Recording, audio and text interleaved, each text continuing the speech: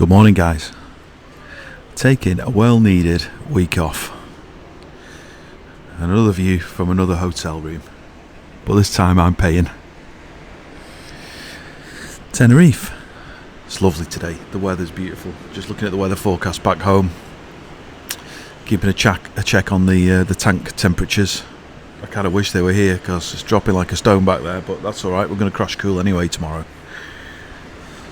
So yeah, just having a bit of a chill, but as you would expect, I've been hunting around for craft bars, decent beer places. We found a place just on the other side of town, kind of over there somewhere, called NED, run by a guy called Eduard, and popped in for a quick beer the other day.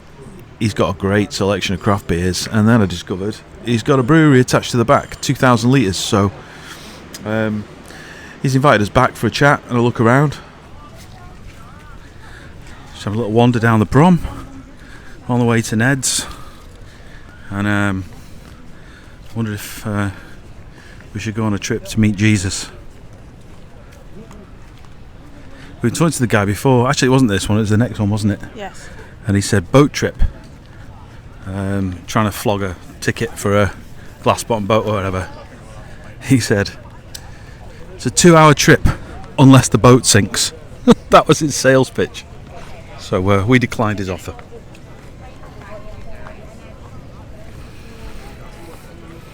He seems to be big, this Jesus Excursions guy. Look, he's even got his own mural.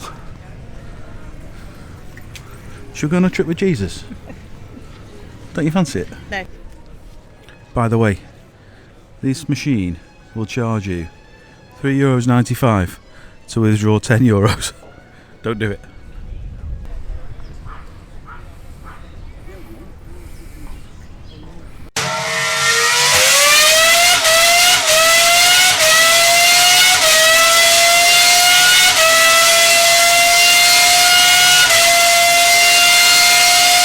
So we've walked up the promenade from kind of the south side where our hotel is.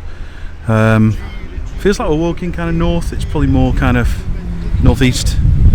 And this is the second beach. There's two distinct beaches separated by the port in between. And this one's Los Vistas beach. Just heading up these steps, and basically Ned's is across the road over there by that spar shop. So we'll just have a wander over now.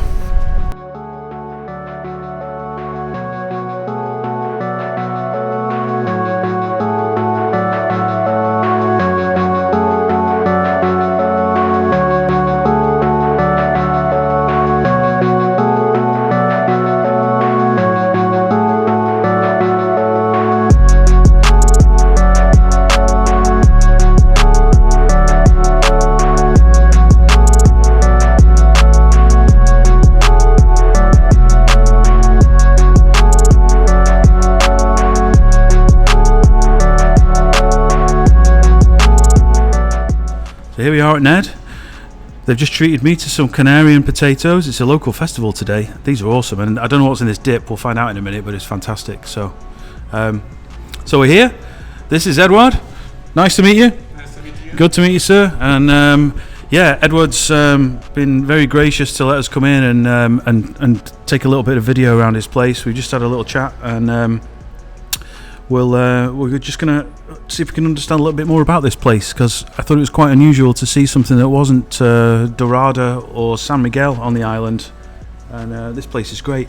I did take some photographs the other day of the menu board up there, but as you can see, we got 10 up so far. All of these are brewed by Eduard and the team, his own recipes, and it's really quite unusual to see in the Canaries. So far I've tried the West Coast IPA I had the other day, which is packed with Centennial, delicious. 152 IBUs it says up there, which is pretty amazing, but it's a very tasty beer. Started today, I've had half of the Helles, because I'm trying to perfect my own Helles, so maybe I can steal some ideas from him. And the Pale Ale I've just tried as well, which is actually hopped with Kent Golding, so it was quite a surprise. I thought it was very fruity, it was nice, and I thought there was perhaps some Mandarin of Bavaria in, but Eduard insists there isn't. So So how long have you been open here? The first time I've been since 2019, and I don't think you were there then. You've been here, what, a few months? Started this year? Yes, we started just 4 months ago. Yeah. Just you, or you got your family working here? So it's It's a family business. Family project. And Yeah. And we are you- trying to do something good here. Yeah. And you're not just beer either. I see you've got some menus out there with appetizers and snacks. You do full meals or more just sort of beer food, beer snacks? It's beer food. We wanted to have here not only the good beer but good food, and of course we are thinking about food that goes good with beer. And Yeah. yes. Excellent. Is this your first brewery venture from moving from home brew in your kitchen? You were telling me the other day. Is this the first brewery that you've become involved with, or have you brewed professionally before?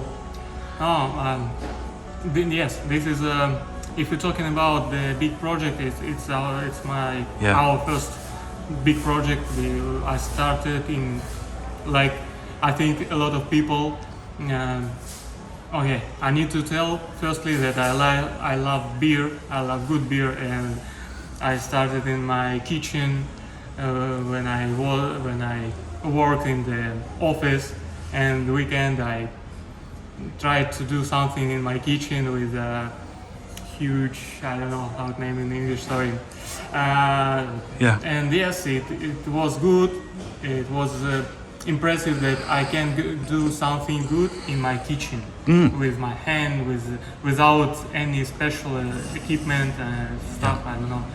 And yes, and I started to learn. I started to read the books. I started to view videos, YouTube. Like channel like this, and it's really it helps a lot.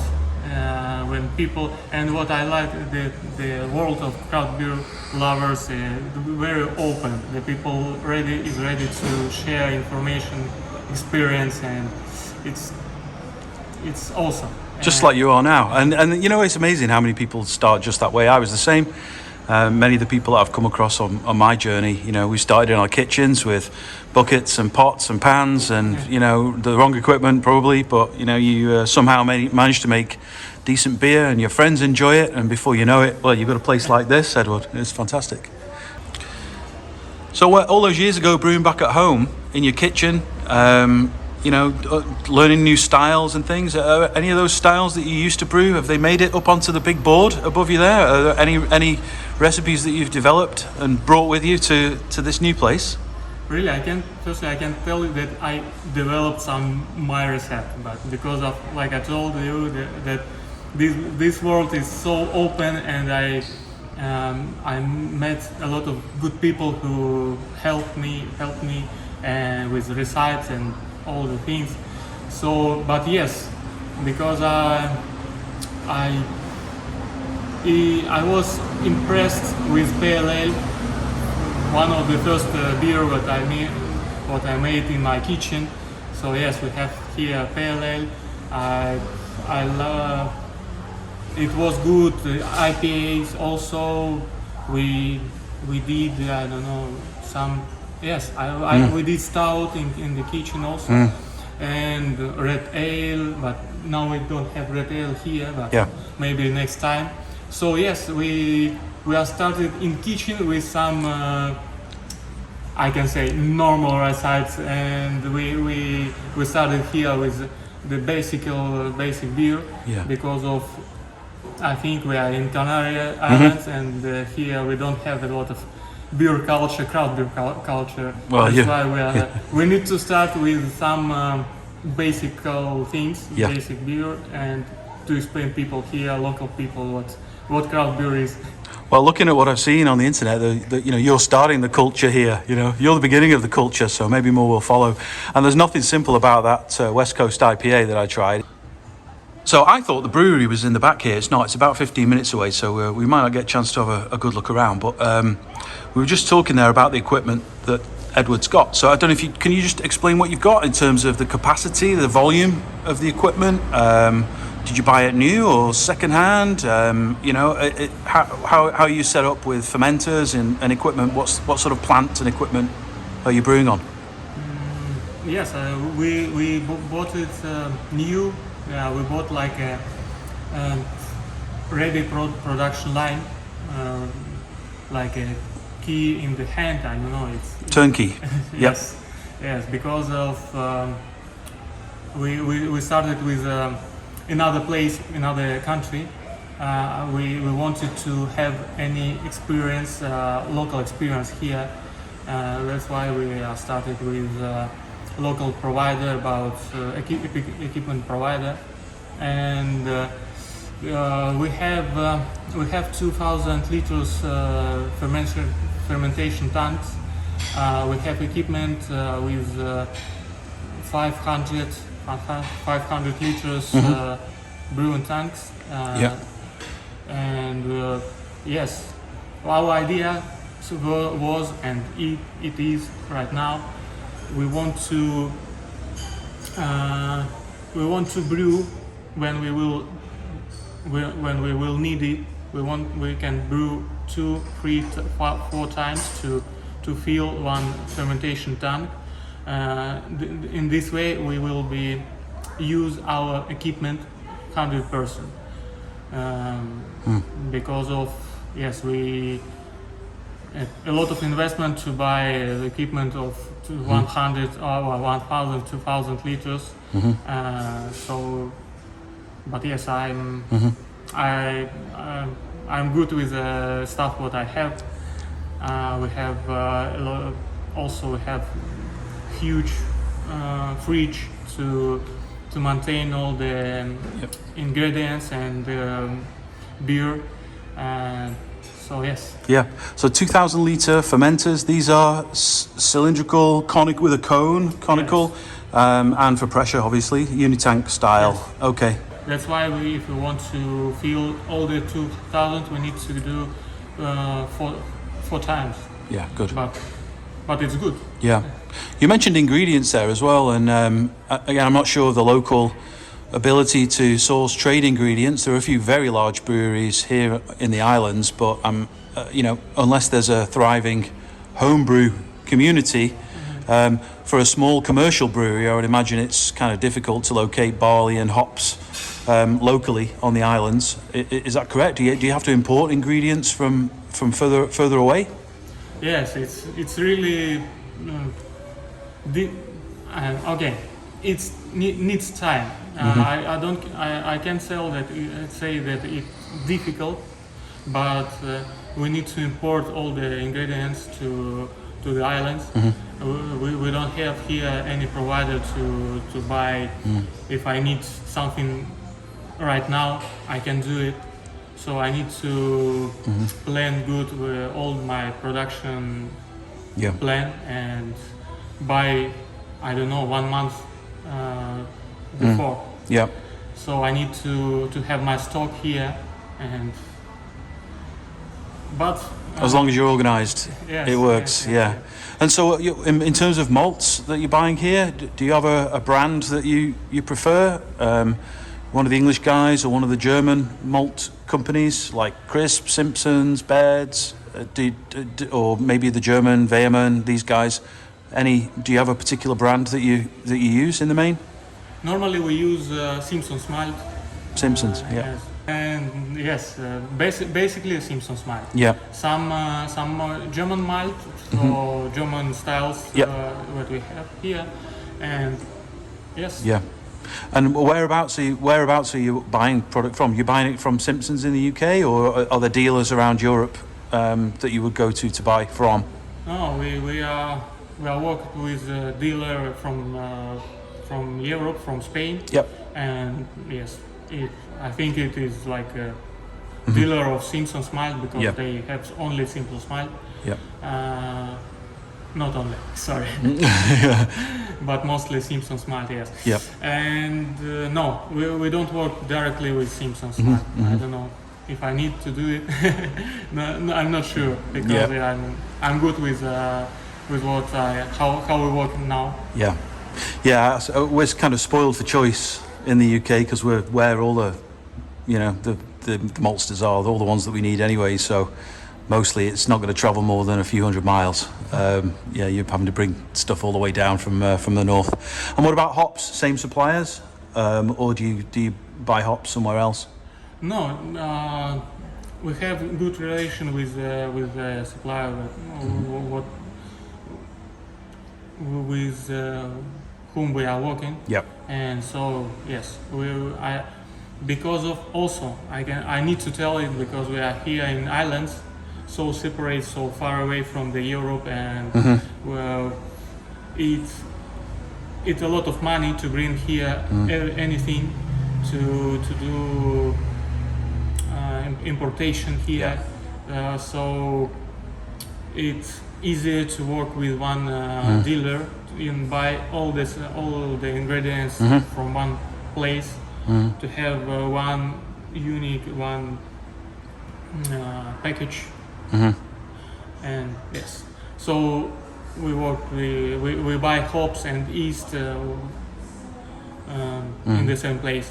Yeah. What's the water like here for brewing? Is it hard water with salts, or is it difficult? It's very hard. It's very hard. So we have I don't know, osmosis equipment to clean water, to prepare water, because everybody knows that 80% of the beer is water.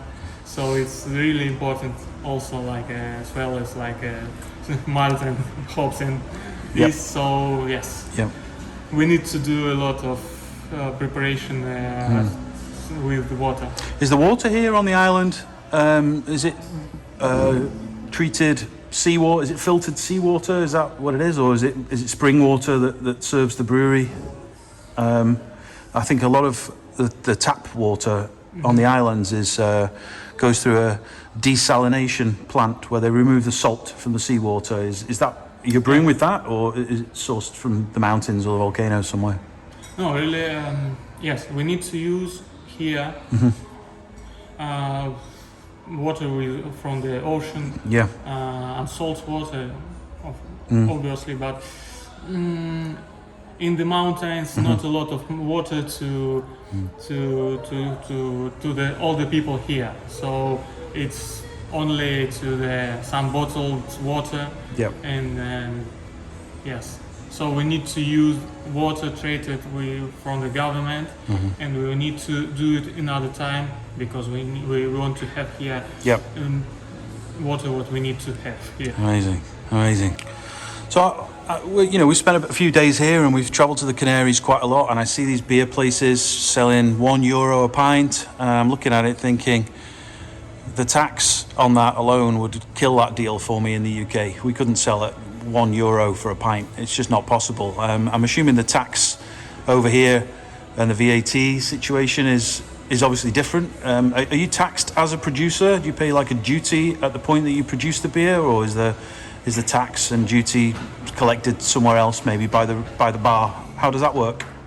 So yes, I need to tell that. What about wet? We don't have wet here. Is 7%,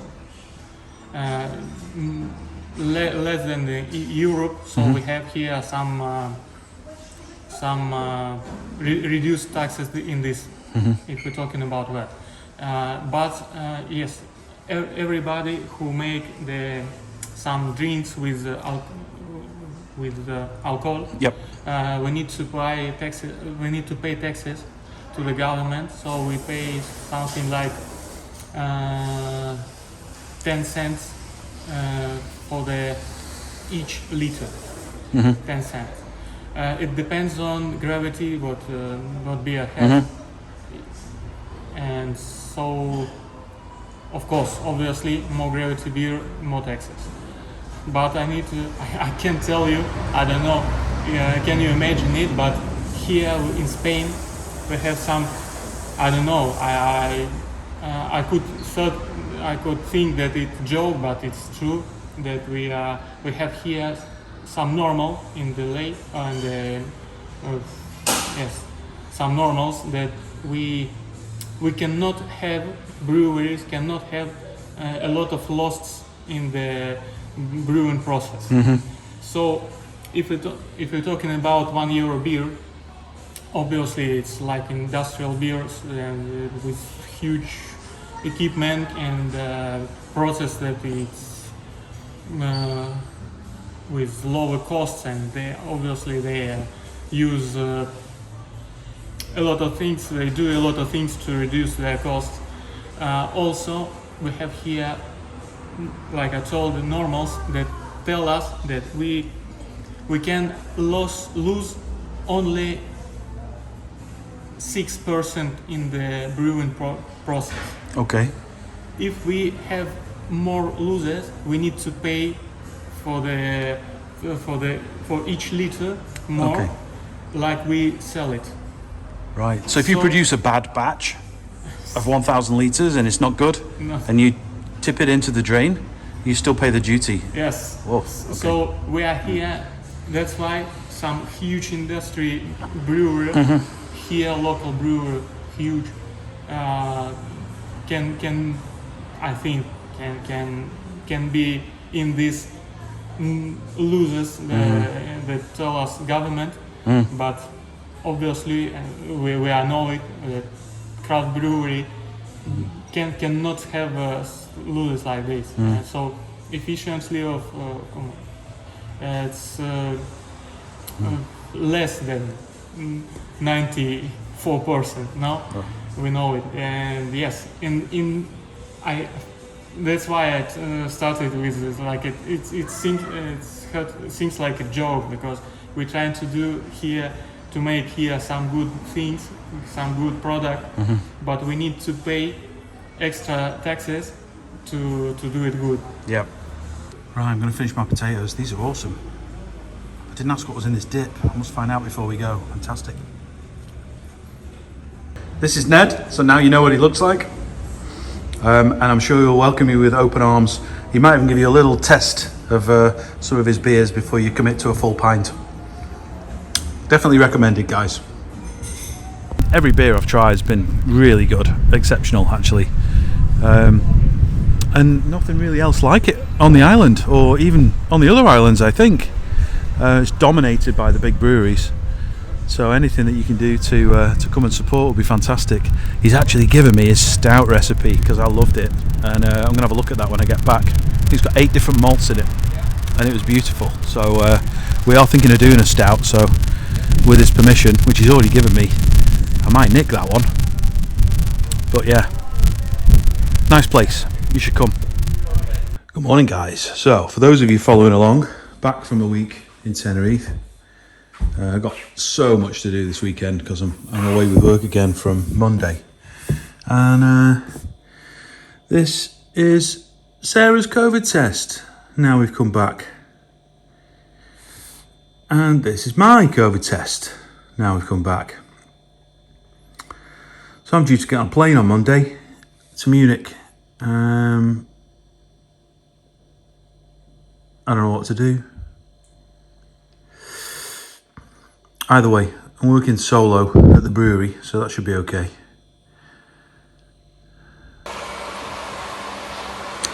And then there were 3. That's it. That's my entire supply of beer, and they're all spoken for. Oops. Misjudged that, didn't we? However,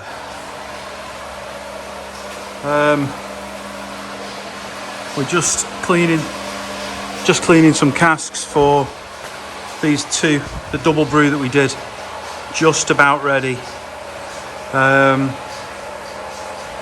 So get those into cast today. They'll be on time just on time. Everything's down to the minute, really.